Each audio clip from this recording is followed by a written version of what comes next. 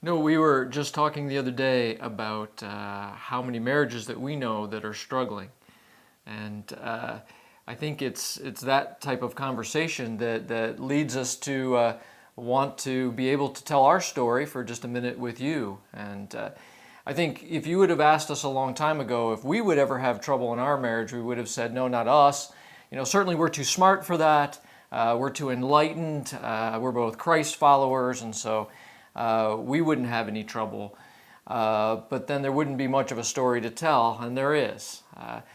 So we did spend a couple years that we now call in the desert.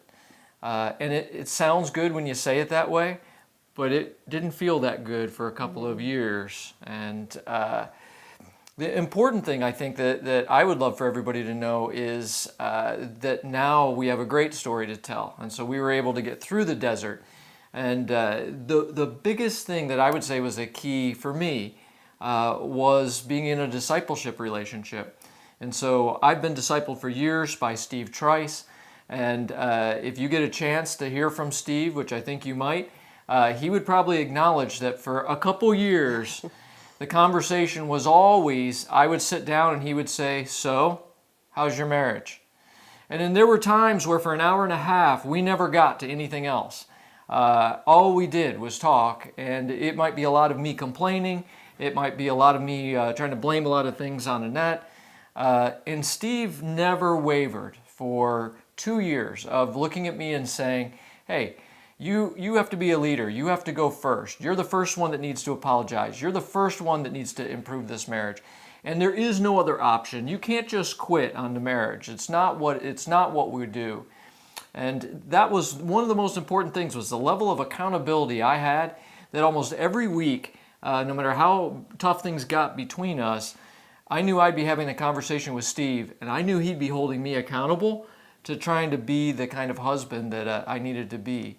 And like I said, this story so far has a happy ending because we were able to take some of the things that we were struggling with horribly, like communication problems, which when I say we have communication problems or we had them, I really mean me. I just say we because it sounds better.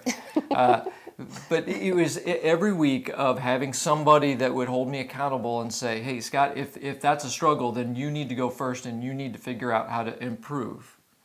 I think I had given up really on our marriage and was ready to move on. And I think really your discipleship, and you were consistently in the same place of not giving up and standing for our marriage. And I think that's the first time I really thought, wow, things are starting to look different and feel different. And you just never gave up, which I'm grateful for now. It might have annoyed me at the time, but grateful for now. And then over the last month, we've had so many family events. We've had a wedding and birthdays and lots of things happen. I look around and I think the impact of when you say you're not happy and then you just leave, the impact on so many people. So I would look around the room and see our kids and their friends and our extended family and people coming in, and that would have really been a completely different experience over the last 2 weeks with all the wedding and family if we would have really given up. Yeah. It's not easy to pull a marriage back from the brink. I mean, it's not. And as much as I told you, we felt like this would never happen to us, and we are certainly smarter than this, and we should be able to fix this.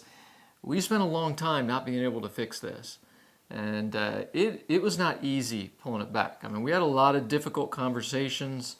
Conversations I hope we don't ever have ever again. And yeah. Oh, we were really talking about separating and life after when we were apart, but I really feel like if you had not been in that relationship with Steve and holding you accountable and really pushing you, I don't think we would have made it. I know we wouldn't have made it. So I'm very grateful that as busy as you are and traveling, and Steve, that you both make that commitment to me. Yeah.